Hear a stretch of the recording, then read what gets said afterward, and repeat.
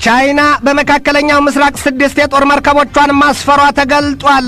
አሜሪካ በበኩሏ በዚያው አካባቢ የባህር ኃይሏን ማጠናከሯ ይነገራል። እስራኤል በጋዛ ሰርጥ የእግረኛ ጦሯን ለማስገባት በቋፍ ላይ ባለችበት በዚህ ወቅት አሜሪካ ከፍተኛ የባህር ኃይል አማካሪዋን ወደ እስራኤል መላኳም ተሰምቷል።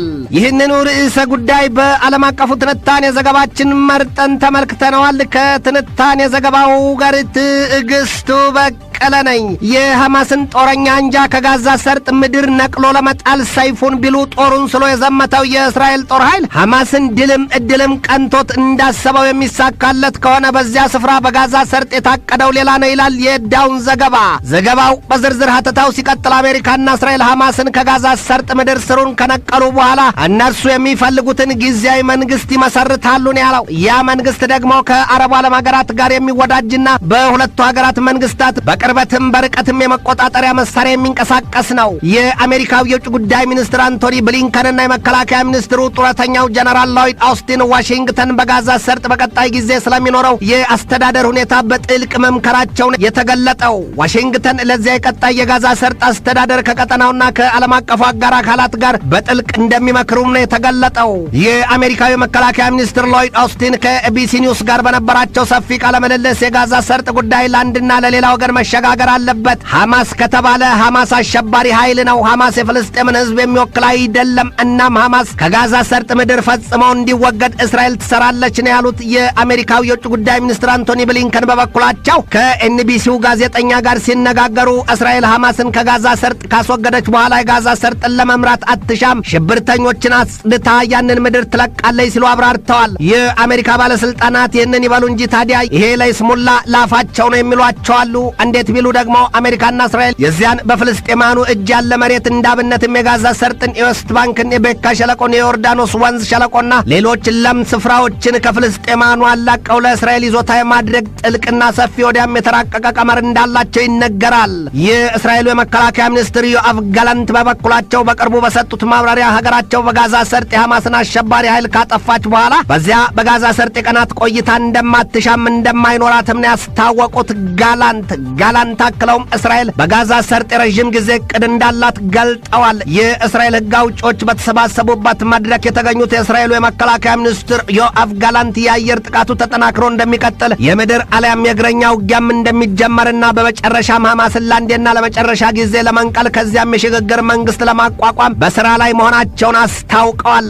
እንደ ዕቅዱ ታዲያ በጋዛ ሰርጥ የሚቋቋመው መንግስት በአረብ ሀገራት የሚደገፍ ለምሳሌም በግብጽ፣ በሳውዲ አረቢያ፣ በተባበሩት አረብ ኤምሬትና በዮርዳኖስ እንዲሁም በተባበሩት መንግስታት ድርጅት ሙሉ ድጋፍ የሚደረግለት መሆኑን የአሜሪካ የመገናኛ ብዙሃን ዘገባ ያስረዳል። የዳውን ዘገባ እንደሚያትተው ዋሽንግተን ሌሎች የአረብ ሀገራትንም በጋዛ ሰርጥ የሚቋቋመውን የሽግግር መንግስት ድጋፍ ያደርጉ ዘንድና የአብርሃም ስምምነት ይተገበር ዘንድ አሜሪካ በክራ እንደምትሰራ ተገልጧል። ይሁንና ግን እስራኤል አሁን በያዘችው የጋዛ ሰርጥ የእግረኛ ጦር ማስገባት ሂደት ዋሽንግተን እስራኤል በጋዛ ሰርጥ የእግረኛ ጦርነት ብትጀምር አንድም የረዥም ጊዜ ጦርነት፣ ሁለትም ጨርሶም የማታሸንፈው ጦርነት ይሆናል ስትል ፍርሃት እንደገባት ትገልጣለች። አሜሪካ ለዚህ ስጋቷ በአፍጋኒስታን ለ20 ዓመታት የገባችበትን ጦርነት በሽንፈትና በከፋ ውርደት መውጣቷን ታውቀዋለች። እናም እስራኤል በጋዛ ሰርጥ ተመሳሳይ ጣል ሊገጥማት ይችላል ስትል አሜሪካ እስራኤል የእግረኛ ኃይሏን በጋዛ ሰርጥ እንዳታስገባ ማወትወቱ አልቀረም። እስራኤል ጆሮ ዳባ ልበስ ብትለም የአሜሪካው ፕሬዚደንት ጆ ባይደን ባለፈው የእስራኤል ጉዟቸው ለእስራኤላውያን ሲነግሯቸው በጋዛ ሰርጥ የእግረኛ ውጊያ ለማድረግ ብላቸው አታስቦ በዚህ ጉዳይ ማትዋጡ እኛ እኮ አሉ ባይደን አሜሪካን ማለታቸው ነው። ታዲያም አሉ ባይደን እኛ እኮ በዚያ የአልቃይዳ የ9/11 የሽብር ጥቃት አሜሪካ ለአጸፋ እርምጃ በገባችበት ጦርነት ያየነው ፍትህም አለ ስህተትም ሰርተናል ነው ያሉት። በመካከለኛው ምስራቅ የአሜሪካ ማዕከላዊ የስለላ ተቋም ሲአይኤ ለብሉምበርግ በሰጠው ማብራሪያ በጋዛ ሰርጥ የሽግግር መንግስት ለማቋቋም ማለም የማይታመንም አስቸጋሪም ነው ያለው። ከዚያም በላይ የአረብ ሀገራትን በዚያ አቋም ማሳመን አይቻልም ነው ያለው። የአረብ ዓለም ሀገራት ቢሉ ሌሎችም ሀገራት የአልአክሳን መስጊድ መገኛ የኢየሩሳሌምን ከተማ አይናቸው እያየ ጆሮአቸው እየሰማ ልባቸው እያወቀ ጠቅልለው ቅድስቲቷን ከተማ ለእስራኤል ሲሰጡ የማይታለም ነገር ነው ይላሉ ተንታኞቹም። የአሜሪካው ፕሬዚደንት ጆ ባይደን ትናንት አመሻሽ በሰጡት ማብራሪያ ለአሁኑ በጋዛ ሰርጥ ምንም አይነት የተኩስ አቁም ስምምነት ሊኖር አይችልም ነው ያሉት። የባይደን አቋም ታዲያ ሐማስ የያዛቸውን ምርኮኞችና ታጋቾች በሙሉ ቅድሚያ መልቀቅ አለበት የሚል ነው። ሐማስ ባለፈው የአውሮፓውያኑ ጥቅምት 7 2023 ቅዳሜ ቀን ጥቃቱ ከ200 በላይ እስራኤላውያንና ሌሎችን ይዞ ወደ ጋዛ ሰርጥ መውሰዱ ይታወቃል። ባይደን ጥያቄ ቀርቦላቸዋል እንዲህ የሚል ሐማስ የያዛቸውን ምርኮኞች ከለቀቀ ወደ ተኩስ አቁም የሚደረስ ይመስሎታልን የሚል ባይደን ሲመልሱም ባጭር ቃል ነው ምርኮኞቹ ከተለቀቁ በኋላ እናወራለን ያሉት ጋዜጠኛውን። በጋዛ ሰርጥ የእስራኤልና ሐማስ ጦርነት ምስቅልቅሉ በወጣበት በዚህ ወቅት 6 የምዕራባውያን መንግስታት ጽዮናዊት እስራኤልን ለመከላከል በሚል የጋራ መግለጫ ማውጣታቸውን የመኸር ኒውስ ዘገባ ያትታል። የአሜሪካ፣ የካናዳ፣ የፈረንሳይ፣ የጀርመን፣ የጣሊያንና የእንግሊዝ መሪዎች በአንድነት ባወጡት መግለጫቸው እስራኤል ራሷን የመከላከል መብት እንዳላትና በጽናት አብረዋት እንደሚቆሙ መግለጣቸው ታውቋል። ሀገራቱ በእስራኤልና በሐማስ መካከል የሚካሄደው ጦርነት ወደ ሌሎቹ የቀጠናው ሀገራት እንዳይስፋፋ በክረው እንደሚሰሩም ነው ያስታወቁት። የአሜሪካው የውጭ ጉዳይ ሚኒስትር አንቶኒ ብሊንከን ትናንት አመሻሽ በሰጡት ማብራሪያ ሀገራቸው አሜሪካ ቀይ መስመር ስትል ያሰመረችው መስመር ከተቋረጠ በቀጥታ በእስራኤልና ሐማስ ጦርነት እንደምትገባ አስታውቀዋል። የአሜሪካው የውጭ ጉዳይ ሚኒስትር አንቶኒ ብሊንከንና የመከላከያ ሚኒስትሩ ሎይድ ኦስቲን በጋራ ቆመው ሲያስጠነቅቁ በጋዛ ሰርጥ ገዢው የሐማስ ቡድን ከአጥፊ ግብሩ አሁንም የማይገታ ከሆነ እንዲሁም ያንን ጦርነት በመደገፍ ለሐማስ በአጋርነት የሚቆሙ ካሉ አሜሪካ በቀጥታ በዚያ ጦርነት ከእስራኤል ጋር ተሰልፋ የሚሆነውን ታደርጋለች ነው ያሉት። ሁለቱ የአሜሪካ ጎምቱ ባለስልጣናት በመግለጫቸው በመካከለኛው ምስራቅ ቀጠና የሚንቀሳቀሱ አንዳንድ መንግስታትና አሸባሪ ኃይሎች በቀጠናው በሰፈረው የአሜሪካ ኃይል ላይ ጥቃት በመሰንዘር ላይ ናቸው። ያንን ጥቃት የሚቀጥሉበት ከሆነም አሜሪካ ጥቃቱን ለመመከትና አጥቂዎቹን ለመምታት በቀጥታ ወደ ጦርነቱ ትገባለች ነው ያሉት። የአሜሪካው የመከላከያ ሚኒስትር ሎይድ ኦስቲን በማብራሪያቸው አሁን በመካከለኛው ምስራቅ የምናየው ነገር በአሜሪካ ጦር ኃይል ላይ የከባድ ጥቃት ዝግጅት መኖሩን ነው ሲሉ አስታውቀዋል። ኦስቲን በማጠቃለያቸውም አሜሪካ በመካከለኛው ምስራቅ ቀጠና የተጠናከረ ኃይሏን ማስፈሯን ትቀጥላለች። ይህንን የምናደርገው ደግሞ የሐማስና የእስራኤልን ጦርነት እንዲስፋፋ ለሚያልሙትና ለሚሰሩት አካላት መልእክት ለማስተላለፍ ነው ሲሉ ገልጠዋል። ሁለቱ የአሜሪካ ባለስልጣናት ይህንን መግለጫ የሰጡት እስራኤል በጋዛ ሰርጥ የእግረኛ ኃይሏን ልታስገባ በጥፍሯ በቆመችበት በዚህ ወቅት መሆኑ በቀጠናው እጅግ አስከፊና አስፈሪ ቀናት መምጣታቸውን አመላካች ሆኗል ነው የተባለው። የአሜሪካው የውጭ ጉዳይ ሚኒስትር አንቶኒ ብሊንከን በዚያ የመካከለኛው ምስራቅ ቀጠና ካሉ ሀገራት መሪዎች ጋር ሲመክሩ መሰንበታቸው ይታወቃል። በዚያው ቀጠና ያለችው ኢራን በበኩሏ እስራኤልና አሜሪካን ለማጥፋት ተደጋጋሚ ጥሪዋን ስታሰማ እንደነበር አይዘነጋም። የኢራን አብዮታዊ ዘብ ኃይል ትናንት አመሻሹን ባወጣው መግለጫው ኢራን በሃይፋ ከተማ ላይ የሚሳይል ዶፏን ለማዝነብ መሰናዳቷን አስታውቋል። ቀድሞ ነገር ያንን እንደምናደርገው መጠርጠር የለበትም ምን ያሉት የኢራን አብዮታዊ ዘብ ኃይል ምክትል አዛዡ የኢራን አብዮታዊ ዘብ ኃይል ምክትል አዛዥ አሊ ፋዳቪ በሰጡት መግለጫ አስፈላጊ መስሎ በታያት ጊዜ ኢራን የእስራኤልን ሰሜናዊ ከተማ ሃይፋን በቀጥታ ታወድማታለች ነው ያሉት። ፋዳቪ ይህንን ያሉት በቴህራን ዩኒቨርሲቲ ለኢራናውያን ተማሪዎች ባደረጉት ንግግር ነው። አሜሪካ በበኩሏ ከፍተኛ የጦር ኃይሏን አዛዥ ወደ እስራኤል መላኳ ተሰምቷል። አሜሪካ እኒያን ባለ 3 ኮከብ ጀነራሏን ነው በጋዛ ሰርጥ እስራኤል ላቀደችው የእግረኛ ውጊያ ቅድሚያ ያማክሩ ዘንድ ነው የላከቻቸው።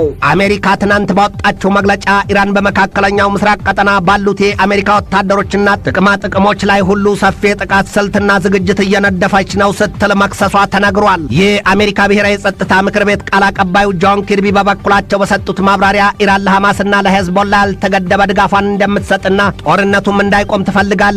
በጥቅልም ኢራን እስራኤልን በሁለቱ በሄዝቦላና በሐማስ ሰይፍ ልታስበላት ታጥቃ ቆማለች ነው ያሉት። አሁን ከአሜሪካ ወደ እስራኤል በአማካሪነት የተላኩት ባለ 3 ኮከቡ ጀነራል ሌፍትናንት ጀነራል ጄምስ ግሌን ናቸው። ሰውየው ጽኑ አቋም ያላቸውና በኢራቅ የተካሄደውን የአይኤስአይኤስ ጦርነት በብቃት የመሩ ሰው መሆናቸው ይነገራል። አሜሪካ እስራኤል በጋዛ ሰርጥ የምትወስደውን የእግረኛ ጦርነትና እርምጃ በማማከር ጦርነቱም የማይቀር መሆኑን አመላካች ሆኖ ተመንዝሯል። አግዚዮስ የዜና ተቋም ባሰራጨው ዘገባው ደግሞ አሜሪካ ከዚህ በኋላ እስራኤል በጋዛ ሰርጥ በምትጀምረው የምድር ውጊያ እንደምትሳተፍም የሚያሳይ ነው ብሎታል። ባለፈው ጥቅምት 7 2023 የአውሮፓውያኑ አቆጣጠር ቅዳሜ ዕለት የተፈጸመው የሐማስ ጥቃት እስራኤል እንደ ሀገር ከተመሰረተችበት ከዚያ ከ1948 ወዲህ የመጀመሪያውና ዘግናኙ ጥቃት ሆኖ ተመዝግቧል። እስራኤል ባወጣችው መግለጫ ደግሞ ከጥቅምት 7 2023 ቅዳሜ ቀን ወዲህ 1500 የሐማስን አሸባሪዎች ገድያለሁ ነው የምትለው። በመካከለኛው ምስራቅ ቀጠና ምስቅልቅል ይዘት ባለው ጦርነት የዓለም 3ቱ ኃያላን መንግስታት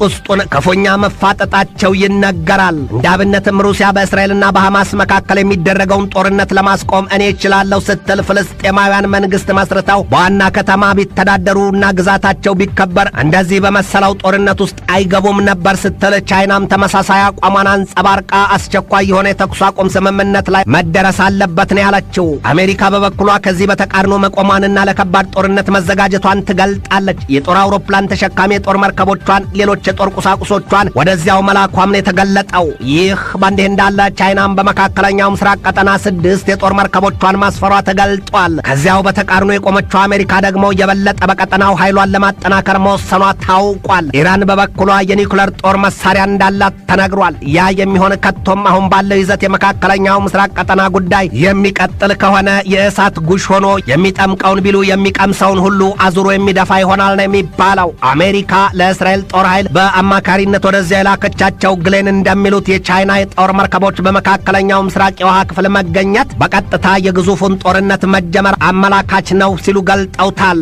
ግሌን የሚታዩት 6ቱ የቻይና የጦር መርከቦች ይምሰሉ እንጂ የሩሲያና የኢራን ደንዳና ትከሻ ስለመኖሩ የሚያጠራጥር አይደለም ነው ያሉት። ይሄ ከሆነ ደግሞ አሉ ግሌን ስህተተኛ መንገድ ነው፣ ያውም ወደ 3ኛው የዓለም ጦርነት የሚያስገባን አቋራጭ ሲሉ ግሌን አክለውም በርካታ ሀገራት በእስራኤል ላይ ፊታቸውን ማዞር ይዘዋል። ምክንያቱ ደግሞ የእነዚያ 3ቱ ሀገራት አቋም ነው ሲሉ ተደምጠዋል። ሌላው ቀርቶ ቢቢሲስ እንኳ ሐማስን አሸባሪ ብሎ ለመጥራት ምላሱን መሰብሰቡም ነው የሚነገረው። ይህ መካከለኛው ምስራቅ ቀጠና እንደዚህ የኮሶና የአሲድ ብጥብጥ በሆነበት በዚህ ወቅትና 18ኛ ቀኑን በያዘበት የፈረንሳው ፕሬዚደንት ኢማኑኤል ማክሮን እዚያው መድረሳቸው ታውቋል።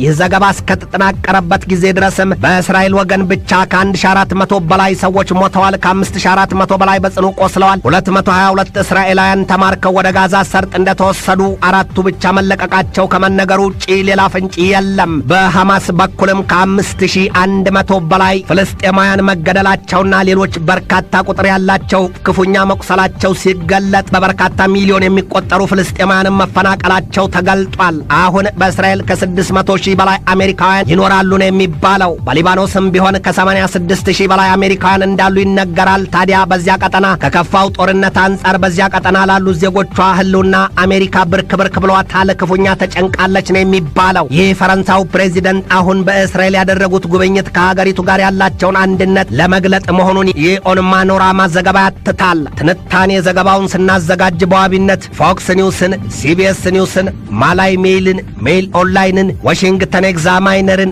ቮይስ ኦፍ አሜሪካን፣ ዶቼ ቬለን፣ ኢንዲያ ቱዴይን፣ አሟጅን፣ አልባዋባ ኒውስን፣ ኢየሩሳሌም ፖስትን፣ ብሌዝ ሚዲያን፣ ዘ ዋሽንግተን ታይምስን፣ ዘ ታይምስ ኦፍ ኢንዲያን፣ አልጀዚራንና ሪያል ክሊር ፖለቲክስን ተጠቅመናል።